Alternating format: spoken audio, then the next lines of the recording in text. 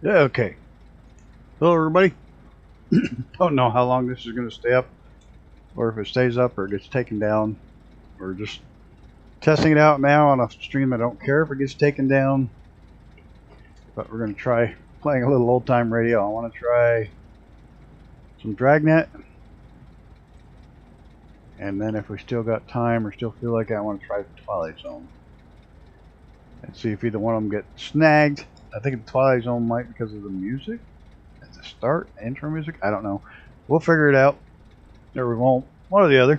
But I'm going to go ahead and fire up Dragnet. The story you are about to hear is true. Only the names have been changed to protect the innocent.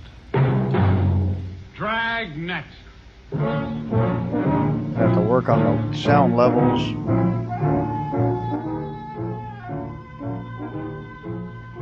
Dragnet, the documented drama of an actual crime. Investigated See how this solved works by the out. men who unrelentingly stand Bacon watch over testing. the security Oh, of William your Kelly. home, your family, and your life.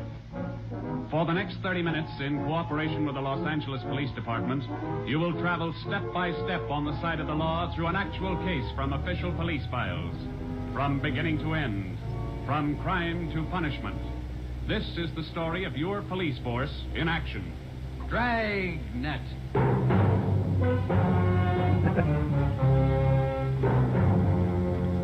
Not quite sure how well if we're going to get tagged on this or if it's going to work or not. I don't know. It was Tuesday, March 25th. It was cold in Los Angeles. We were working the night watch out of homicide. Detectives in Los Angeles work in pairs. My partner's Ben Romero.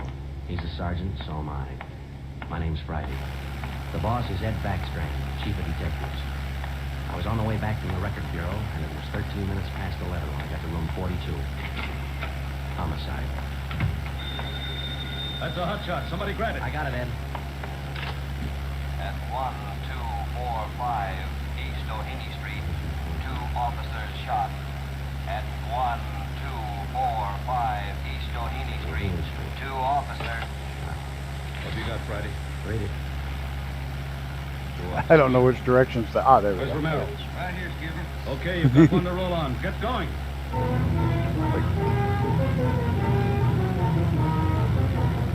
Got one to roll on. Get going. Ben and I knew where we were heading. We recognized the address. It was the Trapdoor Cafe, a joint in the south end of town that did business with a pretty rough crowd. 13 minutes later, we pulled up in front. 2 patrolmen had the crowd pretty well pushed back. There was a cruiser car in front of the cafe. The car door was open, and an officer was sprawled across the seat. He was conscious but weak, and one of his pant legs was pretty red. Hello, Sarge. Hi, how you doing? I've done better. Yeah, well, what happened? Hey, Zenon. Morning. Williams and I were cruising. They've been keeping an eye on this cafe lately. I'm doing this as a test stream, so I don't care if it gets copyright strike or not. We went in, 2 guys left in a hurry. The back door.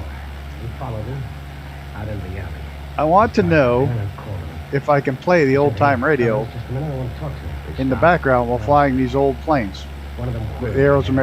Arrows Across America. Left hand, huh? Williams went down and out. I went down, but I took a shot at him. No effect. And I started crawling out here to the car so I could call in. You started crawling out. Thought it might be kind of fun. Were there any people around by that time? Yeah, quite a few ran out after the shots. You mean nobody would help you to the car? That's right. Did you get a good look at either of the gunmen? Well, one of them was tall. Come on, I think Trim. he was a redhead. There was something... Thought it might be kind of fun to have the old-time radio going. That's all I saw. It's too dark out there. Williams was closer. I think we got a good look. Pretty bad shape. It's supposedly all in the public domain. I don't know how much time is there. Ambulance? On the way. Okay, let's round up all the men who are in the cafe. We're taking them in.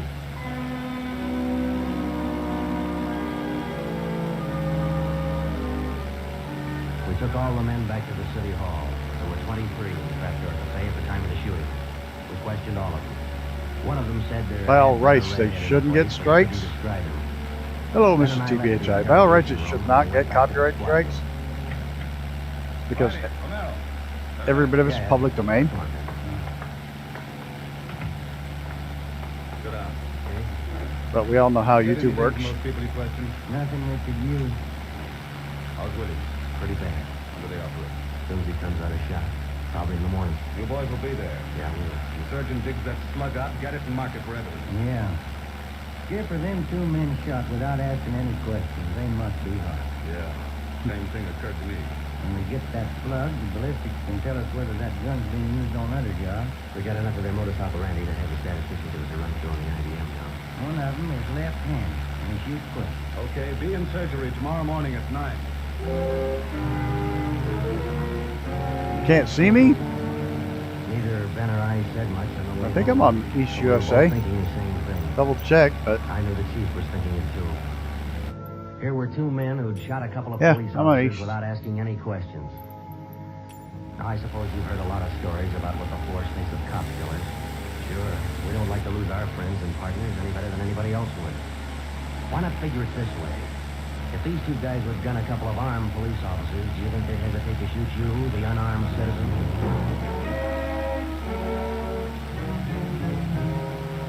The next morning at 9 o'clock, Ben and I had scrubbed up and we were in surgery.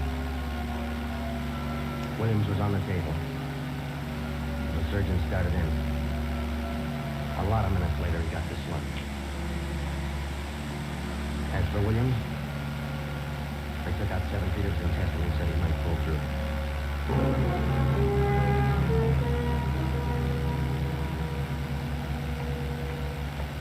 Joe, here's the report from ballistics. Slug they took out of Williams come from a 44. no Smith & Wesson. TPHI. Sorry, didn't see him in there. Was used in the liquor store killing about a month ago. You call the statistician? Yeah, she's running all the cards on previous shooting through the IBM machine. That'll be through about now. I'll take her up. Okay. Not an audio book, old time radio show. Hi, Alan. It was Dragnet. Okay. They're kind of like the predecessors of audio books. They're the predecessors of TV shows. They come out before TV. People would sit around the radio in the evening and listen to the stories. Tell a lot from just a bunch of little holes in these cards, can I can't, but this IBM machine can. Never see this amazing. And they're all old enough and in the public domain that I'm hoping I can actually play them while flying these old planes. I think it's just kind of a neat little spin on things. Yeah. I don't know if people like it or not, but Tied the Smith & Wesson in on. Same gun that Emerson Williams was shot with? Checks out. The liquor store was in the same neighborhood as the Trapdoor Cafe. Same gun, huh? Got to be. How long ago? A month ago, yeah. Ben, take the DI number off this card and let's pull the crime report on that job.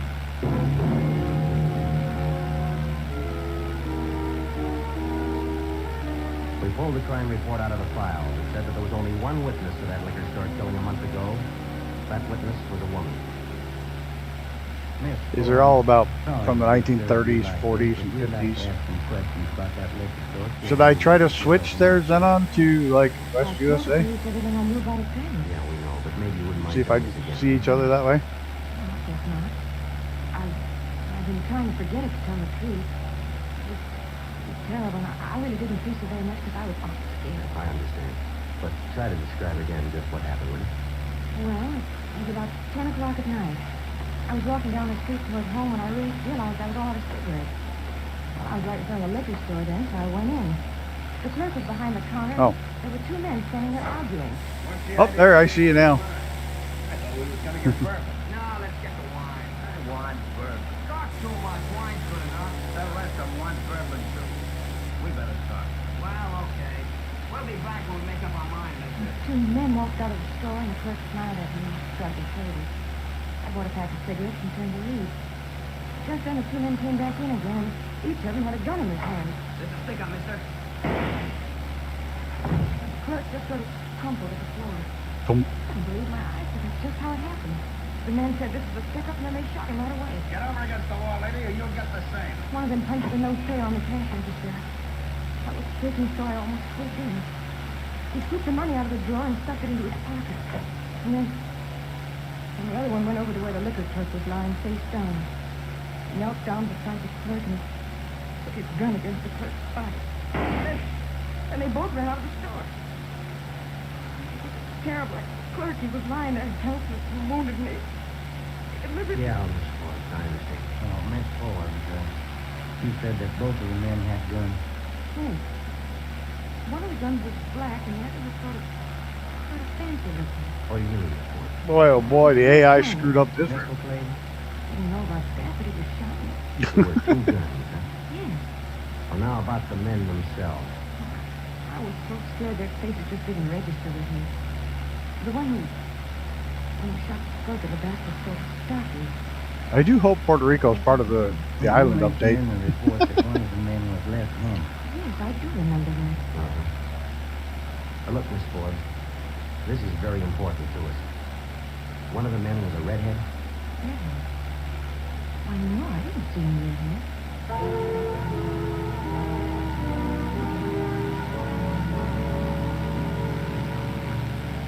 Skipper, me and Joe's run right smack into a stone wall on this thing. What's the complication? Well, there's more than one, Ed. In the first place, we know that the .44 Smith & Wesson was used in both shootings. But the descriptions of the men involved don't check. Police officer Emerson said he thought the man that shot him and Williams outside the trapdoor. It's not going to make for real All left-handed red. great chat. They did something funny about his nose. You think Williams got a better look at him? Probably did, but Williams isn't strong enough to talk yet. And a girl that witnessed the liquor store killing a month ago said that one of those men was left-handed. But she said neither of them was a redhead. And on top of all that, now we've got 2 guns to worry about. The girl mentioned 2 guns, so we checked the autopsy report on that liquor clerk. And Ed, the bullet that actually killed him came from a .32-20, not a .44 Smith & Wesson. That fact didn't get any publicity at the time, did it? No, it didn't. Okay. We won't give it any publicity now either. The lowdown is just the .44 Smith & Wesson we're after. Because if whoever owns the .32-20 finds out it's hot, we'll never get it. Anything else? Well, we sent teletypes to all outlying stations and neighboring 3220. cities. Told them if they get any red-headed suspects, I don't no remember. matter what charge they got him on, to hold 3220. Yeah. Now, how about this Being old 32-20, caliber. the actual murder weapon? Any leads on it? We've got one, Ed. We've been checking the records, and we discovered that 4 hours after the liquor store killing, a taxi driver in the neighborhood was shot and robbed. Blood was pretty well matched, but there was enough to tell it was from a 32-20. So we're going over to question the taxi driver now. Good. Well, I think you boys are on the right trail. So far, what we've got is mostly unrelated facts, but sooner or later, those facts have all got to tie in at some point along the line. Find that point.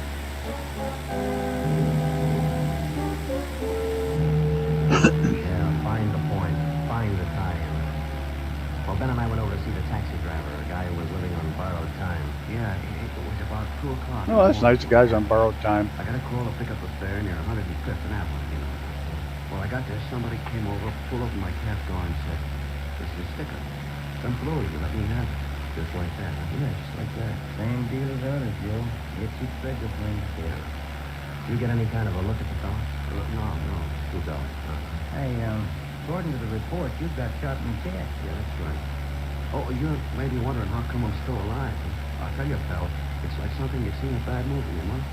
I'm carrying a few silver dollars with me, 9 of them, to be exact. So I decided to stick them in my breast pocket. Well, Mr. Becker saved my life. The slug hit them silver dollars. One for the book, huh? Yeah, you started. Well, thanks for These particular stories were based off real crimes that happened in L.A. I'm not only not Dragnet was. I'm not driving a hack no more, fellow. Look, after what happened, are you kidding? No, I don't want to push my luck any further than it's been pushed. Yeah, I figure I had, you know?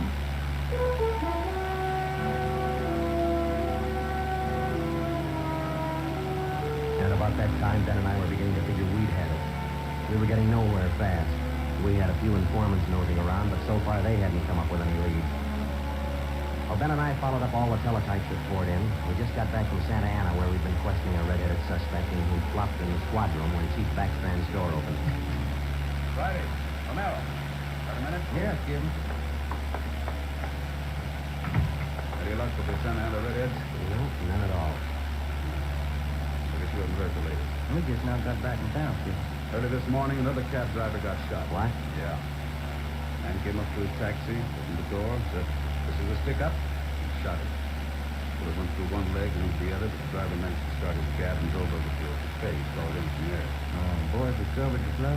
Yeah. It came from the same .44 Smith & Wesson that was used in the other 2 jobs. The cab driver get a look at the gunman. Yeah, we did. What, was the redhead? No. Oh, the stocky guy. He wasn't red-headed, he wasn't stocky. So was right. That's great. Skipper, this is beginning to sound like a guns a month club. You reckon somebody's renting them guns out? Well, they're passing the guns around all right, but I think they're working together, the way they operate in good sense. Yeah, trigger happy with them. Killing is apparently more than a business to them. It's a pleasure, too. That's why we've got to get to them fast. Come over here. All right. Here. Take a look at this map. There's the trapdoor cafe, and over here's the liquor store. Down here is where the first cab driver got shot. Right here's where the second one got it. All of the shootings have taken place within an area of 10 square blocks. Okay. Tonight we're going to throw a blockade around that whole area. Uh-oh. It'll go into effect at 10 p.m. We're gonna start Dragnet. At 9:45 p.m., cars and officers started drifting into the area by twos and threes. At 10, when Backstrand, Ben, and I arrived, the whole area was sewed up tighter than a tick.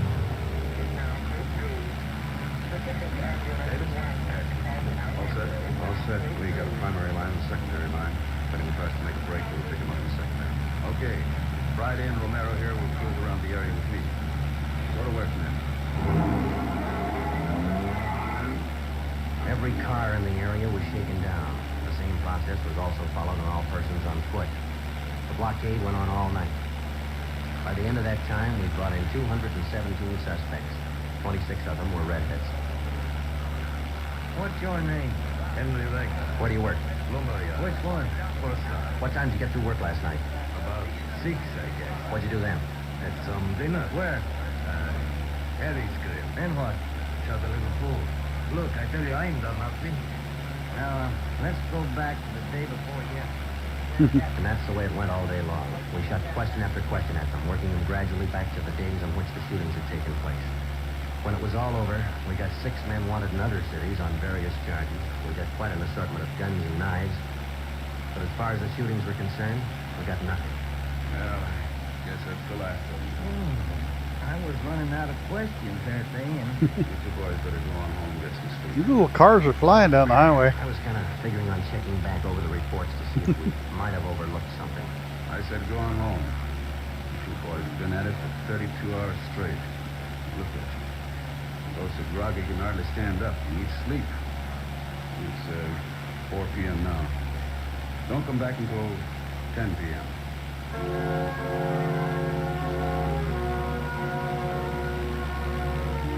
When I walked into the squad room at 10, Ben was already there.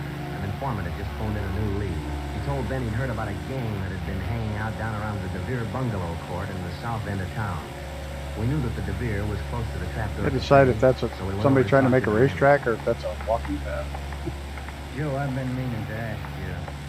E. You checked on how Williams C. is getting along. Yeah, I did. I called the hospital this afternoon. It's going to be all right. All that. Why? Where's my arrow? It's over there. Here we are. Yeah, the manager's open. Still got a light on. Yeah? I'm Sergeant Friday, police. This is Sergeant Romero. Yeah? We'd like a little information. Sure, come in. Thanks. What can I do for you? Well, did you hear anything about a gang that hangs out down around here anywhere? Hey, well, no. How about Nope, the that's one of the Tennessee? airports. Any of them ever been in trouble, to your knowledge? No. This ain't exactly the best neighborhood in town, but we try to keep things under control. Once in a while, one of them will get out of line, but when that happens, we keep them out of here. You gave anybody out lately? Yeah, I did. Paul and his wife, a few weeks ago, they had a fight, one of the bungalows. She took a Little shot fuel at him, but she station, missed. a fuel Partner stop. by the name of Stuba, Carl Stuba. What did this Stuba look like? Old, sort of tall, skinny. Was he a redhead? No. Now, we'd like to take a look at that bungalow that he lived in. Sure, help yourself. Down the end there, number 5. Still vacant.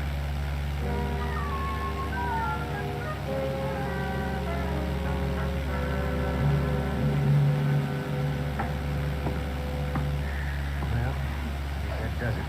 Stuba didn't leave a thing behind. Matter of fact, we don't have anything to prove that this Stuba's tied in at all. We're only working on a hunch. Hey, Joe, look. Where? Up on the wall there. Just for the window. Oh, yeah. Now, that plaster there, it's newer than the rest. You got a knife? Sure I have, boy, and I'm for it. That manager'd be awful unhappy with me if he was here. Yeah, it might. Hey, Joe, here it is. A slug. They plastered right over. Okay, dig it out, and let's hope it matches. I don't know what they're doing there. The slug from the wall came from the same 44 Smith & Wesson that had been used in the other shootings. So now we had a name to work on, Carl Stuba. But he'd done a good job of dropping out of sight. Well, the next day, Ben thought he had another lead. Just been talking to another informant, Joe. He says he heard that this fella down in that neighborhood been trying to sell a gun lately. What kind of a gun? Nickel plated with spear horn handle. Nickel plate. Maybe that's our 44 Smith & Wesson. Maybe. Did the informant know who this man was? Said the fella's name was Alonzo. Alonzo who? Alonzo. So he...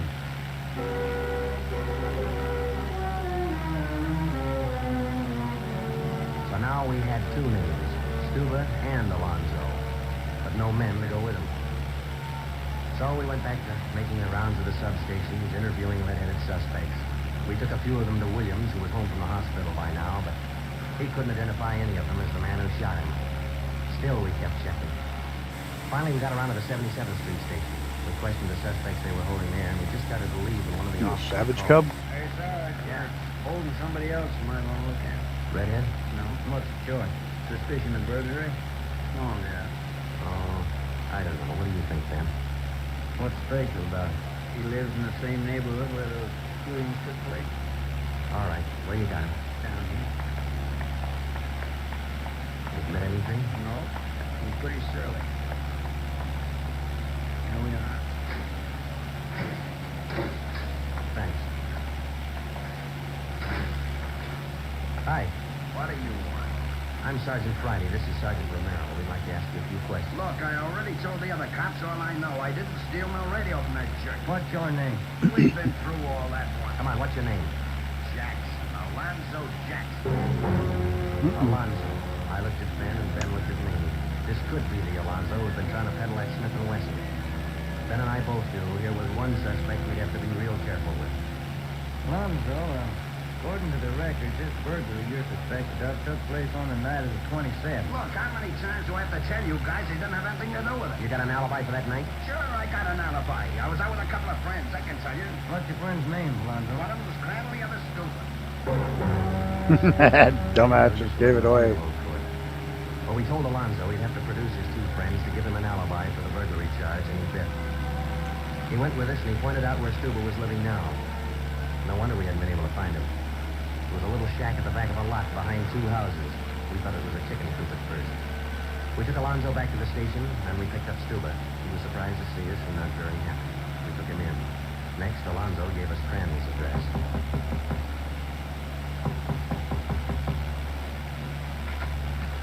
Yes? Mr. Crandall in? No. Will you be back soon? I don't know. Who are you? Sergeant Friday, Sergeant Romero, police. What do you want with him? Oh, nothing important, lady. We just wanted him as a witness. Oh. Well, I don't know just when he'll be back. Probably an hour or two. Okay, thanks.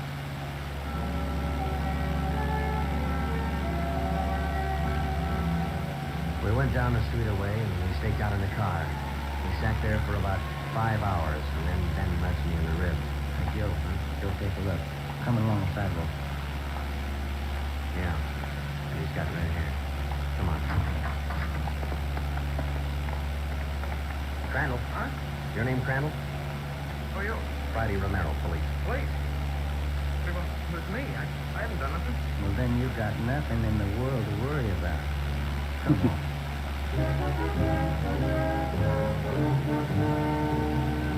We questioned Crandall for an hour, but he wouldn't give an inch. Denied everything. Then we put him in a car, and we drove over to Officer Williams' house. I left Ben in the living room with Crandall, while I went in Williams' bedroom. Sorry. Hi, Williams. How you doing? A little better, I think. That's fine.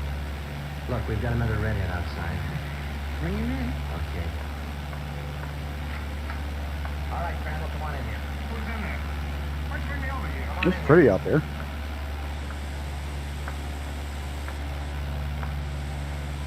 How about it, Williams? That's the guy. No, that's the guy that shot me. Well, Crandall? No, it was an accident. I didn't mean to shoot him. It was an accident. Once Crandall got started, he talked his head off. He also admitted being in on the liquor store killing, but insisted he was only the lookout. We took him back to the station and got his whole story down on a tape recorder. Yeah, he was left-handed. Then we went back to Alonzo, who didn't know we had Crandall's confession. We met the chief in the hall outside the room where they were holding Alonzo. About ready to try them out? Oh, I hope so, Chief. Well, Alonzo hasn't given any yet, and we still haven't found those drugs. We've got one of them. Bushman, Smith & Wesson. Tuba popped about that one 10 minutes ago, but he left it with his girl. That's what the boys are on their way over to get it now. That's good, Ed. That leaves just 3220. You haven't mentioned the 3220 to Alonzo, have you? No. He still thinks we're after that Smith & Wesson, and that's the way we're going to play it right now. Look, how much longer are you guys gonna hold me here? Didn't you check with those friends of mine? Alonzo, we got a tip that you've been trying to sell a gun lately. A gun? Yeah. There he is. Smith & Wesson. Caught up quick with that one. No, it's not true. That Smith & Wesson's been used in a couple of robbery jobs this month, and you think it's your gun. That's a lie. Any proof of that? Why, yeah. Sure, I got proof of that. I used to have a gun, but it wasn't a Smith & Wesson. Look, if I tell you where it is, that ought to convince you, shouldn't it? It'll help things. Okay. I sold it to a neighbor of mine. He gave me $7. I'll give you his address. You sure it's not a Smith & Wesson? Sure, I'm sure. It's a 3220. Dun, dun, dun. Yeah, it worked. We went to the neighbor's address, and he admitted having bought the 3220, but said he lent it to a friend who'd never returned it. The friend had hocked the gun to a barber. The barber gave him $15 and a haircut for it.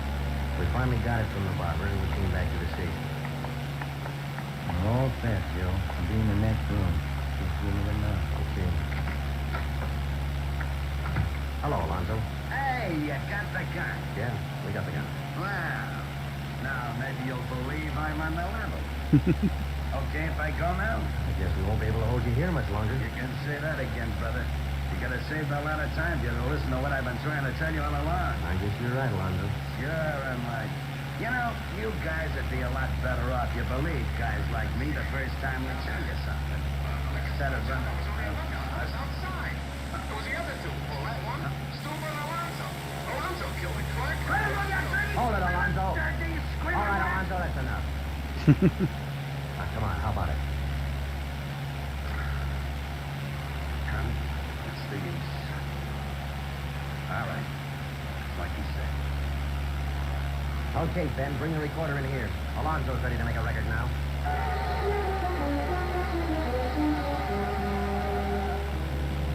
By playing back Crandall's statement that we recorded earlier, we got a full confession from Alonzo. We took the three of them out and had them reenact the 4 shootings, and we photographed it on sound film. Crandall, the redhead, On sound was the film. one who shot the 2 police officers, but he was only the lookout for the liquor store killing, which explains why the girl witness didn't see him in the store. Stuber and Alonzo were the ones who pulled that job, and Alonzo, the worst of the bunch, was the one who put the 3220 against the spine of the wounded clerk. The three of them took turns at shooting the cab drivers and robbing them. That accounted for the mixed-up descriptions, including all that left-handed business. 2 of the 3 suspects happened to be left-handed. Well, that was the crop. Crandall, Alonzo, Stuber. 4 shootings, 3 robberies, 4 attempted murders, 1 murder. The 3 men were tried and convicted. They're all in the state penitentiary. Crandall's there for life. Alonzo and Stuber, they'll be executed next week. They'll be executed Bye, next Ben. week.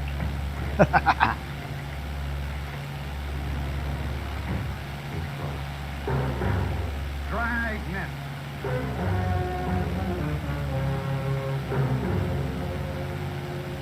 The story you have just heard was true. Only the names were changed to protect the innocent.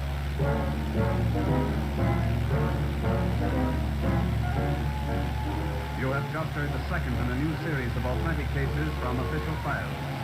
Technical advice for Dragnet comes from the office of C.B. Horrell, Chief of Police, Los Angeles Police Department.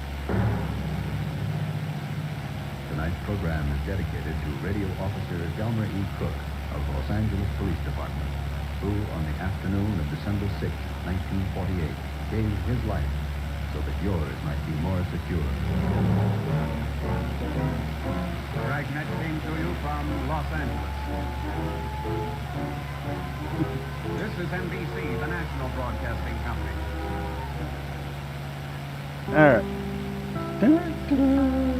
Alright.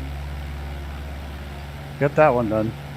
I'm gonna try, I don't know how long it is, but we're gonna try Twilight Zone.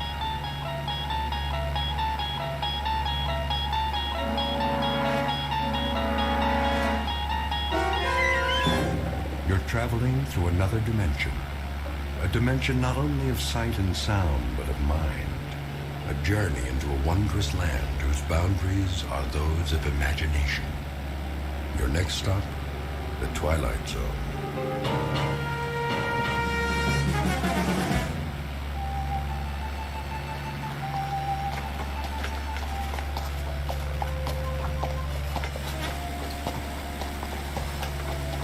longer, Chris.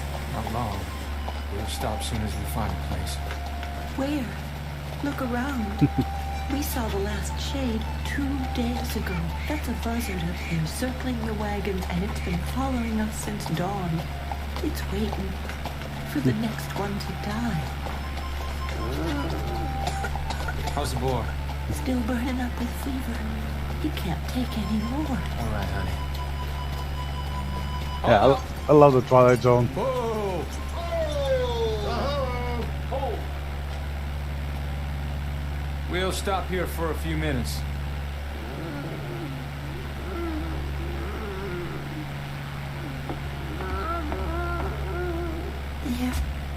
There. Still in a fever? Poor little thing is burning up. If I could just use a damp cloth. Try my handkerchief. Yeah, I just noticed this one's a little louder. If he I can needs it, adjust we the can. volumes on them all. Put this on your forehead. It'll make you feel better. How's that sound? This is the 11th day, Christian. 11 days of fever. He can't go on much longer. Hey, you said that on the 3rd day, and then on the 4th. He'll take more, just as we all will. This is Arizona country. We've got 400 more miles, and we've already traveled almost 2,000. We'll do what we have to do. All of us. How's the boy, Mrs. Horn? About the same. Thank you, Charlie. Figure that Apache country is just due south. That's what you said we were looking out for, ain't it? That's what we've been looking out for. We travel due west, close together and button up tight at night. No fires if we can help it. Bad Indians down Your there, engine Chris, stopped. That's what we heard. And they travel in big parties, don't they? And we got 5 rifles. 5 rifles, Chris, and a 6 There's a bush plane. You have plenty of places to land. Dead, tired men and women. We was dead tired a week ago, and a month ago, and a month before that. And there were war parties back in Kansas, and we near froze to death in Colorado. And we was out of our minds with thirst last month. And we've kept on going. We've always kept on going. We always... It's this one, Chris. We've been doing a lot of talking. That one I don't know. And we figure we ought to turn back. turn back. That what you all Just want? check your fuel and it'll tell you. Turn back. Chris, we're about at the end of our rope. This is only a single, but it'll tell you if one's drained and the other isn't. Now, but we're gonna die out here. You turn back and I guarantee it. Turn back and try to go over 1,500 miles to St. Louis again, and you'll leave your bones bleached in one of those deserts between here and there, or have your scalps taken off, or you'll freeze to death in a mountain pass. And if you go on, what's going to happen to that beautiful child of yours? Listen, those 1,500 miles are behind us. They're all gone. The heat, the cold, the misery. You can look back at them as things that have happened, not agonies you're going to have to live with. How do you know there's not going to be more days and weeks and months like it? How can you be so blamed sure? I figure there's only about 400 to 600 miles more to go. 400 to 600 more miles, friends. And then we made it. We can't stop now. Listen, if we stop, we're dead. That's gospel. We're dead. Could be we're dead anyway. Okay, just give me one more week. 1 week. I'll get us through. I promise you. I'll get us through. What about water? We're almost out of water. I'll get water. I'll find some. How, Chris? With a divining rod? I don't know how, but I will. I swear. The year is 1847. The place is the territory of New Mexico. The people are a tiny handful of men and women with a dream. 11 months ago, they started out from Ohio and headed west. Someone there it told is. them about a place called California, about a warm sun and a blue sky, about rich land and fresh air. And at this moment, almost a year later, they have seen nothing but cold, heat exhaustion, hunger, and sickness. The men and their families are now one with the animals and the wagons and the landscape, and they stare straight ahead, numb and glassy-eyed. They are dust blobs whose lives have been reduced to a single function, forward motion. The man in the lead wagon is named Christian Horn. He has a dying 8-year-old son and a heartsick wife, once beautiful but now gaunt and drawn in the merciless desert air. Her husband is the only one who has even a fragment of the dream left, Mr. Chris Horn. was about to go over the rim of a sand dune in search of water, sustenance, and survival, and who, in just a moment, will find himself heading into an uncharted territory known as the Twilight Zone.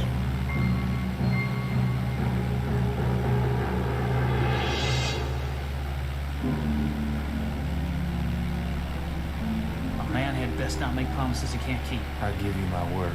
And food and medicine for your child? We'll have those things. We'll have food and medicine and everything else. If you just keep going. Just keep going and don't look back. Look out there instead. Look west. We don't even know where that is anymore. Don't make any decisions yet. We can't stay here anyway. Once we're past the trail, we'll be able to rest a couple of days. I'm almost out of water, Chris, and food. I'll go up ahead, over that sand hill. I'll do some checking around. Stay here now, all of you. Martha, give me my rifle. Chris, you might look for a shady spot, a pretty spot where we can. I won't talk about burying our son. Not now. Not while there's life in him. How far you plan on going? Just over the rim there, 100 yards or so. Might find a stream or something. Maybe some game, a rabbit or two. Never can tell. I guess that's true enough, friend. Never can tell. Stay close to wagons and keep them bunched up. Hold on, Charlie. All of you. Just hold on. Be right back.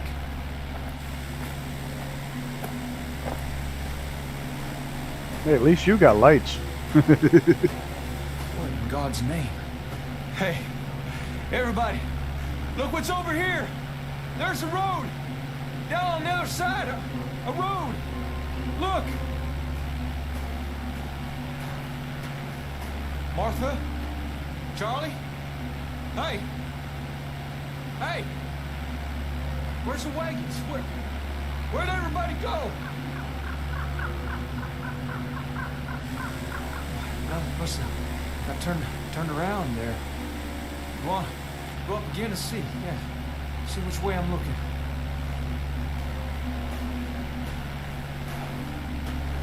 What's going on? What in devil's name's going on here? It's hard. Black. What's that? Hard and black. What are these poles doing here? All these wires.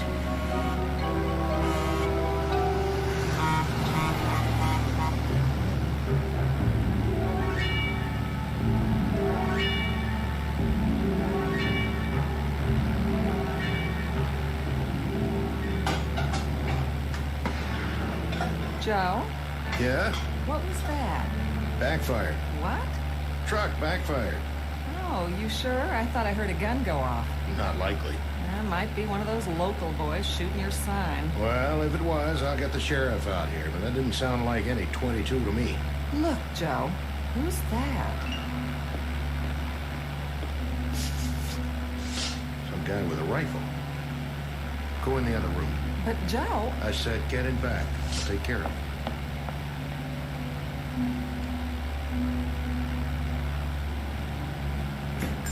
Howdy. Did you see it? Did you see that thing? What thing? That monster. That big animal or monster or whatever it was. Almost hit me. Monster? No, I didn't see anything like that. If there was anything, it never got to here. Must have. It went by me just a mile or so back. You mean... You don't mean the truck? What's a truck? Hey, you all right? You wouldn't have any water to spare, would you, mister? Any extra, I mean. Water? Sure. Come over here and sit down before you fall down. Monster must be hey, mighty. Listening to the Twilight Zone. Sure. On the house. Well, thank you kindly.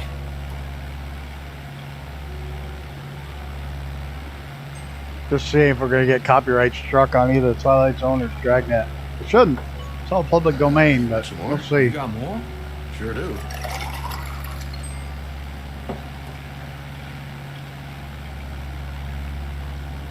Whoa, now. You don't want to drink it too fast.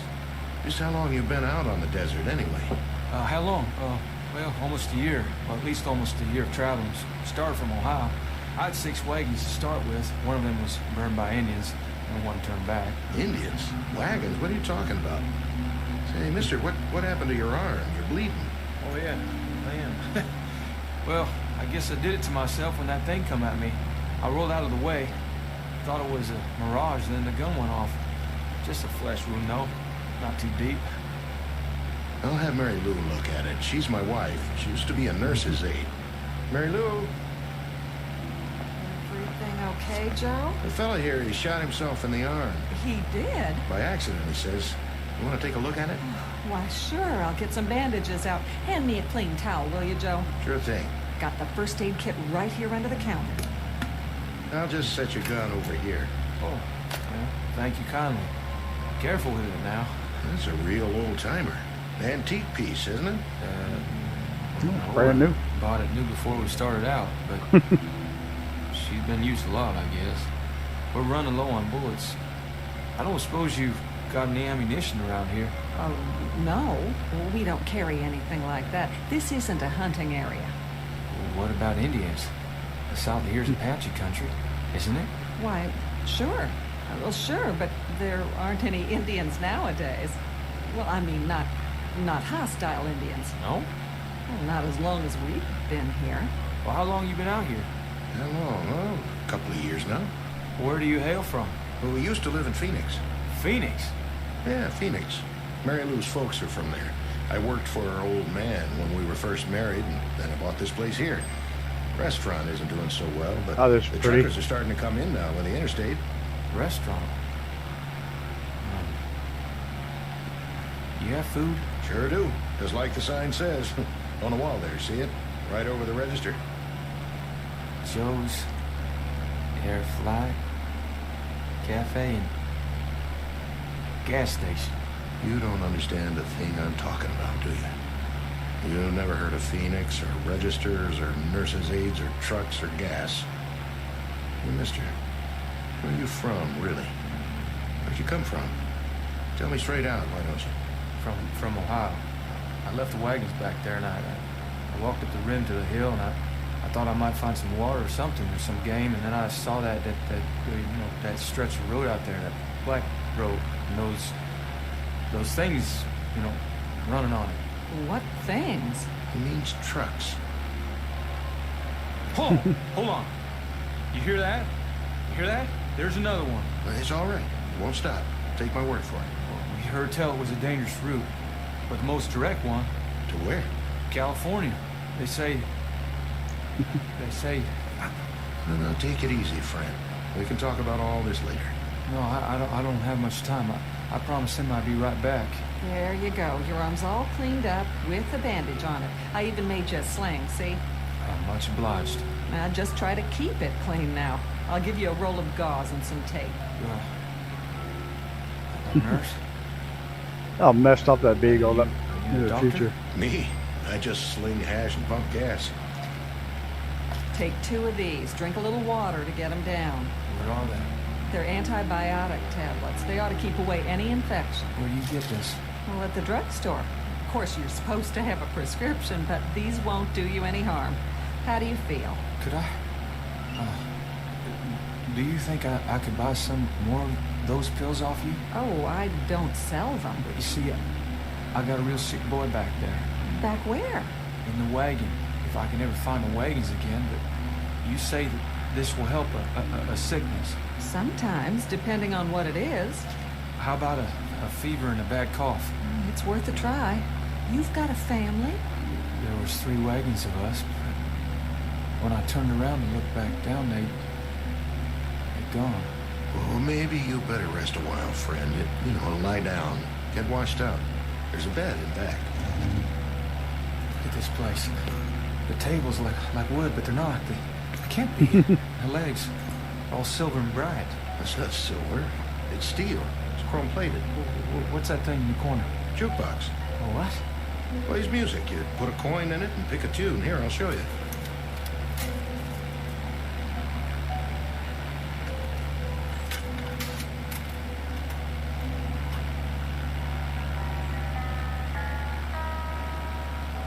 Hey, where's that coming from? From inside. Didn't you ever see one of these before? You got a man inside? Little man Playing his inside. guitar on my account? Let him out of there right now. Turn it off, Joe. There, that's better. That was a bad idea. All these saints, where am I? What is this place? Come with me. I'll show you where to wash up. Wait a minute. That picture. Where do you get it? The calendar? Pioneer West Insurance Company. It's a picture of my covered wagon. Look just like my wagon. Oh, that's just an old lithograph. The date. That can't be right. It says April. But the year's all wrong. This is the year of our Lord, 1847. But this calendar says it's not even the same century. My dear God. How could that be? Easy now. What's going on here? Who are you people? Where am I?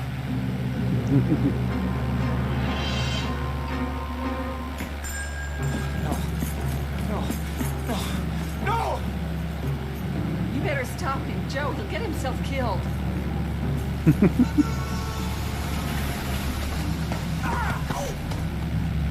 Come on now, fella. Come inside. Please. Somebody tell me where I am. Look at that glare off. Hold on.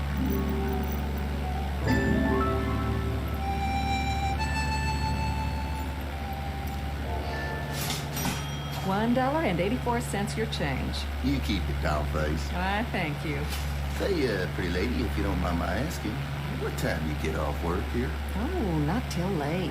Well, now, I'll be bringing my truck back from L.A. day after tomorrow. Probably be pretty late. I was thinking if you want to ride on into Phoenix with me, we could see some sights. Go dancing, maybe. Well, that's real nice of you. But you better not let that man in the kitchen hear you say that. He's my husband. Oh, no offense, ma'am. None taken. You come back now. I'll do that.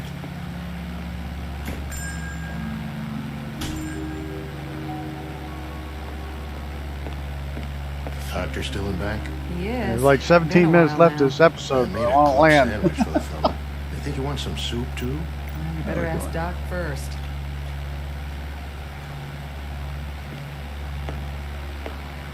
How's he doing back there? You have a fresh pot of coffee? Sure do. Shall I bring it to him? Not for your visitor. For me. I believe I'd like a nice, strong cup. If you had some bourbon, I prefer that at the moment.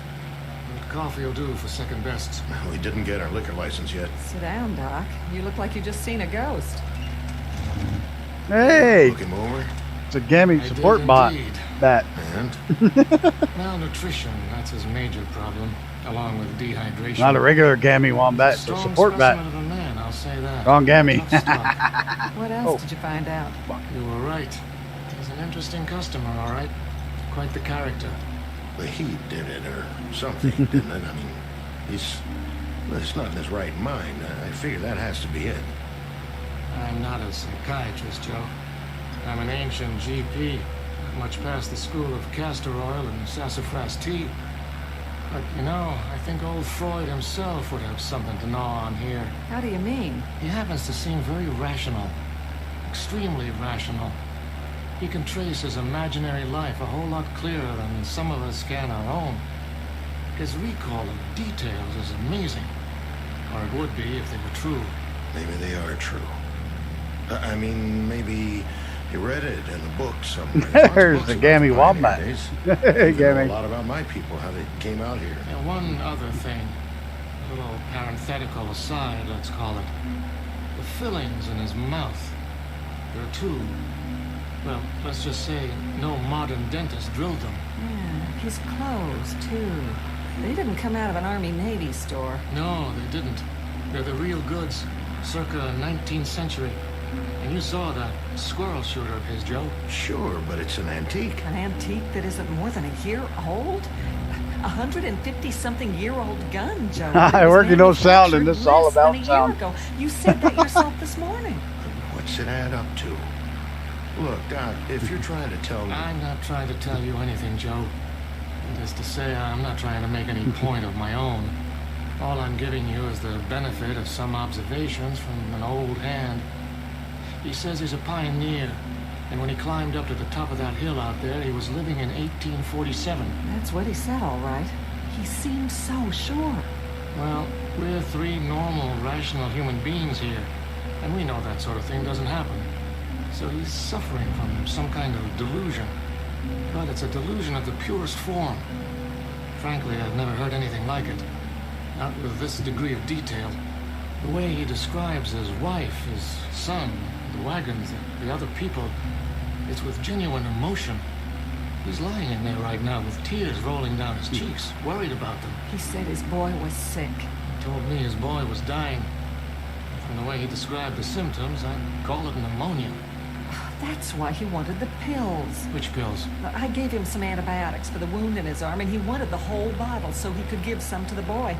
I don't get it. How someone could be so sincere. I just don't understand it. I don't either. Which leads me to the next question. Yes? What do we do with him, Doc? Precisely what I'm going to deal with right now. Where's your phone? Behind the counter. But wait, who are you calling? The authorities, so they can get him help. Oh, that won't do him any good, will it? They'll lock him up in a rubber room and throw away the key. Once he's turned over to the state, he'll get a thorough examination. They'll know what kind of help he really needs. Yeah, the funny farm. Oh, Doc, I've heard about those places. They're bad news. Nobody even knows you're in there. They can do anything they want. What are you suggesting? That we pack him a box lunch and send him on his way? You think he'll survive out there? He doesn't know where he is. And even if he figures that out, he'll die of heat exposure before the day's over.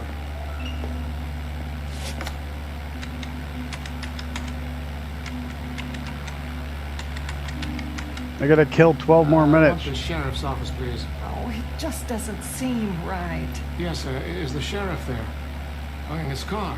Well, that's even better. Uh-oh, I lost my blinky light, Can you too. radio him to get over to Joe's Diner as fast as he can? We've got a man here who needs looking after. No, not violent, but he should get here real fast. I'll try to go over to one of these. Thanks. Oh, Joe, I hope we're doing the right thing. So do I. Well, at least he's calm now. As calm as any man would be if he suddenly woke up and thought he was past his time. That's enough, Doc. Well, hello, Mr. Horn. This book, it was in my bedroom. Well, that's the encyclopedia. I was looking through it. I found something. What? This here. Horn Christian Jr., M.D. Famous for his early work in childhood diseases. Pioneer in vaccine research. Born 1839. Died 1914. That was my son. That's Chris Jr. So I guess I'm either crazy or the world is turned upside down. But I think I got put here for a reason. Oh, you did. I just know it. For an important reason. What are you doing? You've been gracious and kind, and I appreciate it. But I gotta get back. I'll just get my gun now. Horn, we want to help you. But help means rest and medical attention.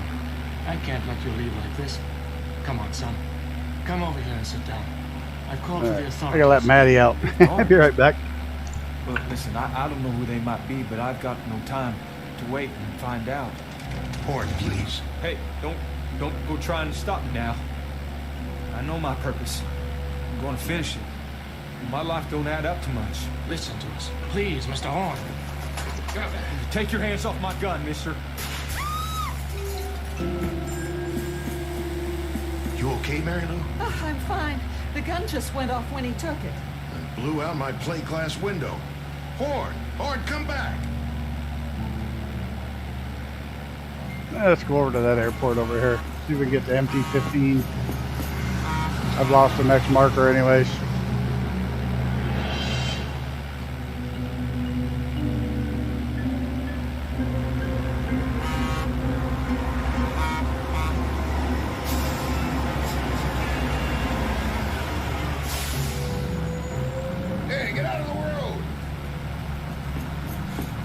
Sorry, mister. What's the matter with you? Hook, wait up! Are you all right? Those people, they're trying to stop me. Yeah? Where you going? I have to get back to the Arizona territory. You do? Well, that's an easy one. Don't just stand there. Get in.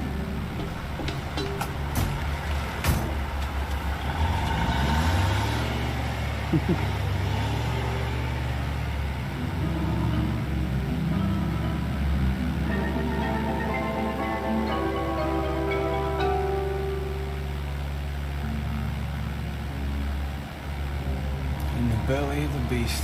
How's that? What is this contraption? Peterbilt 18-wheeler. Best long-haul rig ever made.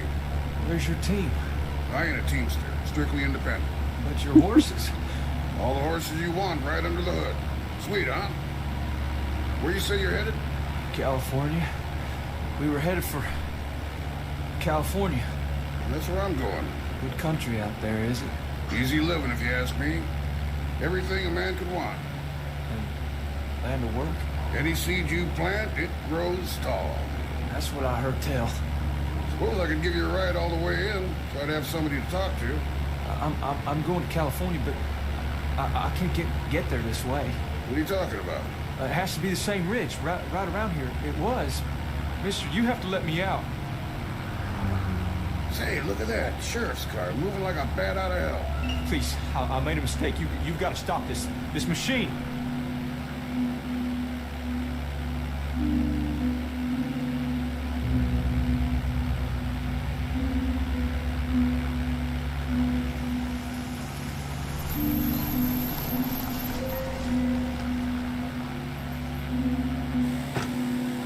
Looks like Xenon landed there. I'm gonna kill enough time to finish this episode going on What's with this this one. emergency you got? Not exactly an emergency, Sheriff, but since I called, it might have turned into one. Sheriff, you gotta stop him. That's right. He won't make it out there. Hold on now. What you trying to tell me? Mr. Horn, Sheriff. Horn, is it? He's the man I examined. It's a long story, a pretty strange one. The point is, now he's run off. Where? He headed for the ridge, where he came from. So, he came in out of the desert? And now he's going back, about a mile up the road. Well, don't worry. I'll find him.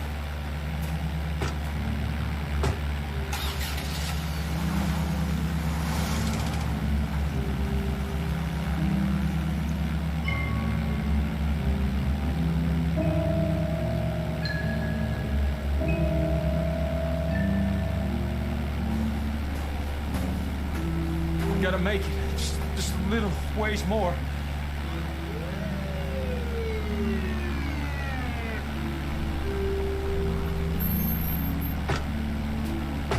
You there! Hold it! No, you don't. Not now. Drop the gun, son. I said, drop the gun. All right, now come on down real slow.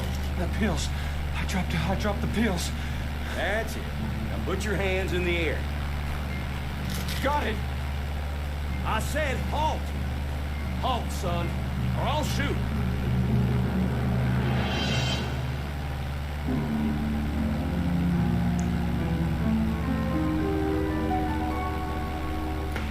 What was that? Sounded like a shot. Maybe Chris got himself a rabbit. But he ain't even had time to get up the ridge yet. Martha! Forget something, Christian? Martha, what happened? Where'd you go? Where did we go? What do you mean, Chris? Where could we have gone? When I looked down, I couldn't see you. Or the wagons. When? You haven't had time to go anywhere. Martha, I don't understand what you're saying, but I'm truly glad to see you. All this time. All what time? So much happened. First I fell and, well, somehow I shot myself and... It doesn't matter. I have so much to tell you. But how could you? Chris, honey, you just left a second ago. What did you forget? Forget? And what's that in your hand? Oh, that's medicine. Medicine? Where did you get it? Never mind. Oh, Lord. Give him some more. Give him 2 of these. I think it may save his life, Martha. I see. As you say, then. You must see it runway. Charlie. Short trip. Was it? Nothing much on the other side, I guess. You'd be surprised, Charlie. You'd be mighty surprised. There was a whole lot to be seen at that rim. A whole new land. And you know something else, Charlie? Us. People like us. We're the ones responsible. That's the truth. People like us. What's Orrin talking about? Listen, he's saying something. He wouldn't talk like that unless it was important. There'll be a highway. Oh, I think that's it, huh? And a whole new land. And we're the ones who began it. What are you saying, Chris? Where'd you see all that? Up on the rim. It was all laid out before me like the New Jerusalem. Wide, hard roads, all black, with no holes in them. And machines and... I gotta see for myself. Me too. Let's go. Up the ridge, he says.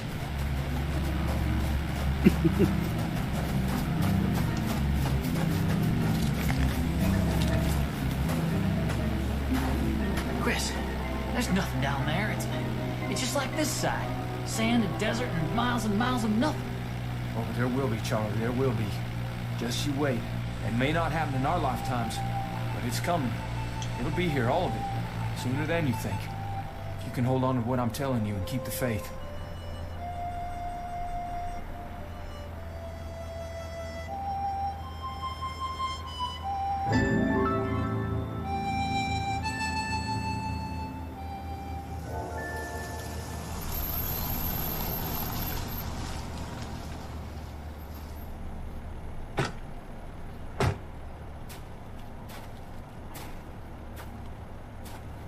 You didn't get him, Sheriff. I saw him all right, but I couldn't get him to stop.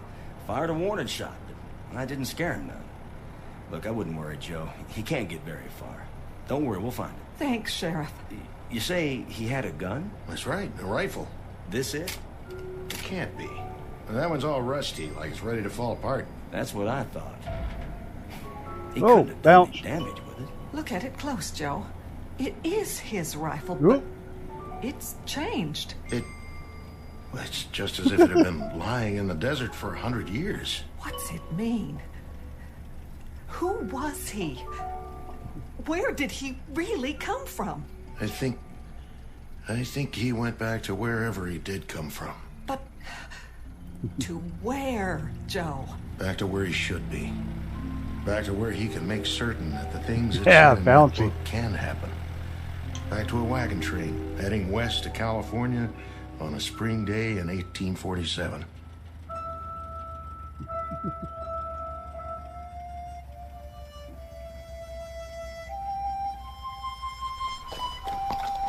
Giddy up, boys. We're going to California. And my son, too. He's got a whole lot to accomplish out there. A whole lot.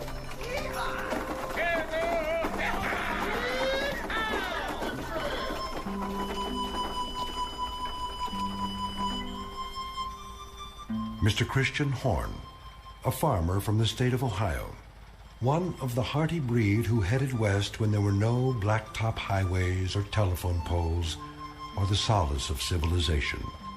Mr. Christian Horn and family and their traveling companions, heading west after a brief detour through the Twilight Zone.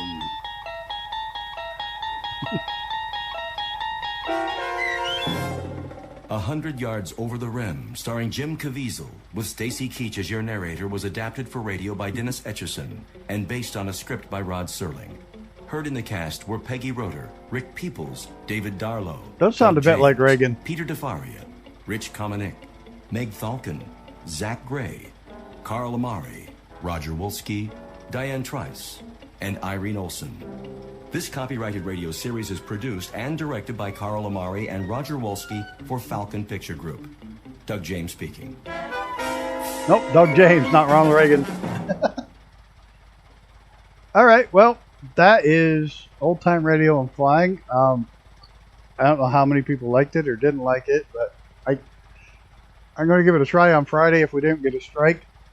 I like the Twilight Zone better than Dragnet.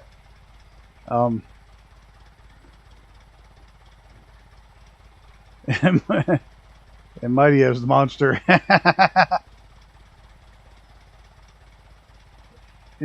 Excellent. So you like the Dragnet? Okay. Did I describe? Yes, you did. Because of that, you arrived just in time to watch me sign off. It was just a test to see if we get a copyright strike. If we don't get a copyright strike, there's all kinds of old-time radio. Ones that I happen to own outright. I have, I'll tell you what I've got. 21st Precinct, which is a cop show that was before Dragnet. It's based in New York City. Got Dragnet, Gunsmoke. Planet Man, The Red Skelton Show, which is comedy, Space Patrol, the original Superman, and Twilight Zone. Those are the ones I actually have. Thanks for flying along, Xenon. Much appreciated.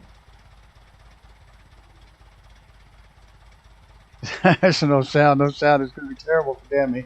But, yeah, I like it. Yeah. So those are ones I own. If we don't get a strike, we'll go ahead and do it on Friday. We'll see how things shake out. But thanks, Jennifer, for flying along. Thank everybody for showing up on just really was a test stream. So I appreciate everybody coming by and hanging out and listening to the stories. I hope it works. I hope we don't get strike. It might be something a little different to throw at everybody. They'll either like it or they'll hate it. But I like it. I enjoyed it. So we'll see how it shakes out. All right, guys. Thanks a million. Have a good night, everybody. Thanks for stopping by. And I have no fucking idea where my buttons are.